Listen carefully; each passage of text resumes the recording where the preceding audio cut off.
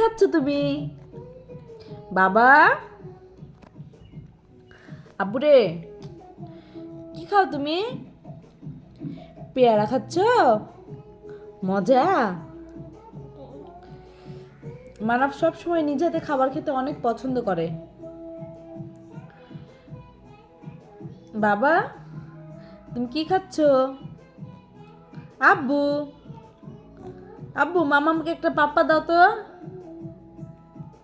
মজা, সত্যি মজা, অনেক মজা।